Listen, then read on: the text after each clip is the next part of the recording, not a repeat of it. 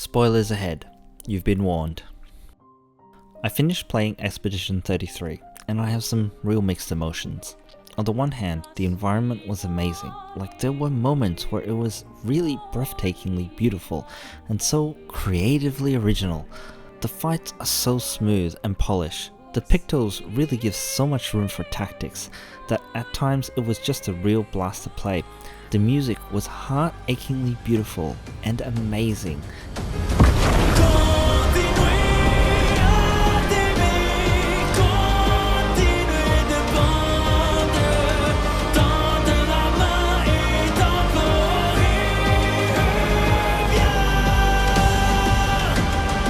But the ending.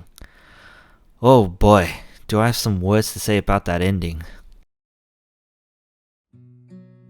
The story takes place in a world where there is a giant paintress who paints a number, and everyone older than that number gomages, or basically disappears, or is erased. The initial protagonist, Gustav, sees his love, Sophie, gomage, and undertakes the expedition to destroy the paintress so people can live a full life. Expeditions are numbered by the number on the monolith when they were sent, hence Expedition 33. The expedition is attacked when they land on the continent by a mysterious white-haired man who goes on to kill almost everyone. Gustav and a handful of people, including a girl named Maelle, survive. They go on adventures. Eventually, Gustav is killed by the old man at the end of Act 1, and then another guy, Verso, replaces him in the story. This was pretty bold to have your protagonist die halfway through the story, I will give it that. Verso assists the expedition until they reach the paintress and kill her. It turns out that the paintress was keeping everyone alive, and killing her basically ends the existence of everyone except for Maelle and Verso. In the end, Maelle and Verso were actually siblings. The paintress was the mom, the white-haired man was the dad, and the older sister Clair was in there somewhere.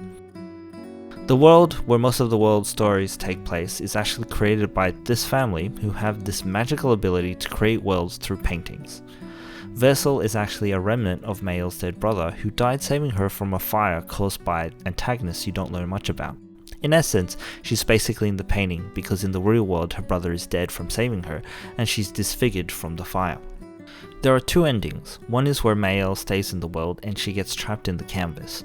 The alternative is that she is removed and the dad destroys the canvas. It is in no uncertain terms that in the second ending, everyone but the family dies.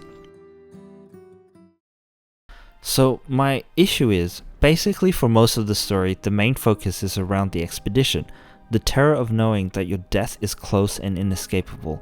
The sacrifice that so many undertook before you, so that you or another after you would eventually reach the paintress and succeed. When one falls, we continue.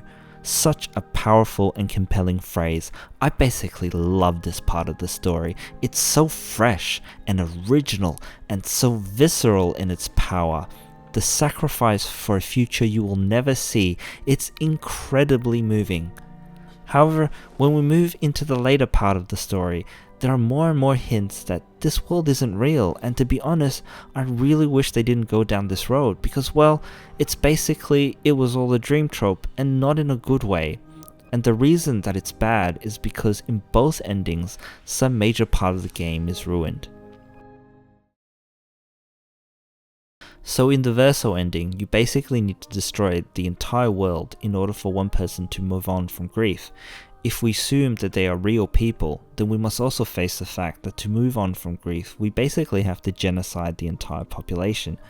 If that's the conundrum, I'm not cold-blooded enough for that to be a contest. And to be honest, if I think they're real people and they were genocided, why do I really care at all about one family's drama?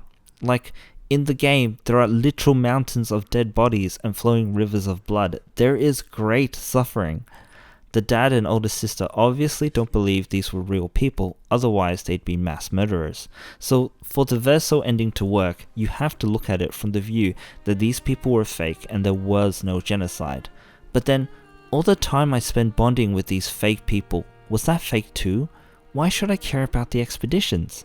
Like, the game has to drip feed you this information, because if they tell you in the beginning, then all of the stakes of the expeditions become a giant waste of time. Ultimately, all their sacrifice and suffering and your experiencing with them was meaningless because, well, they're not real people. It ends up feeling like the world is just a prop to aggrandize the family's grief, and yes, it's an interesting lens to explore grief, but then everything else is fake.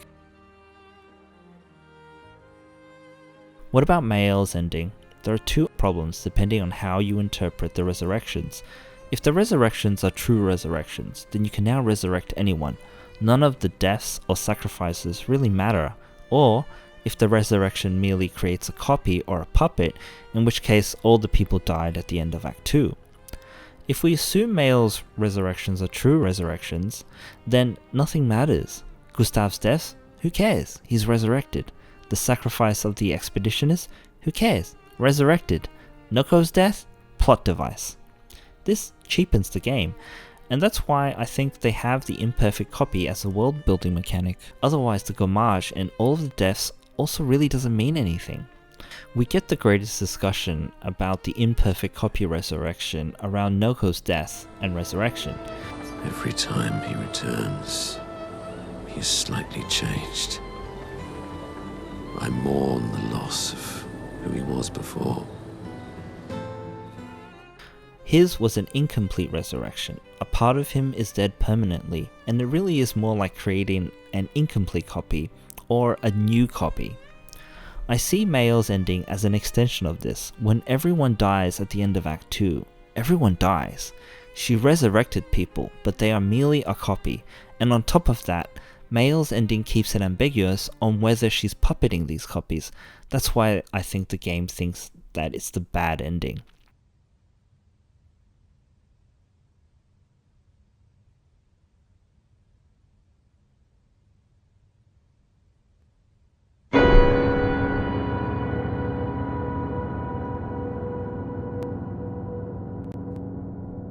So for me, the copies aren't the same as the people who we've spent time with. They're new people. The original people died.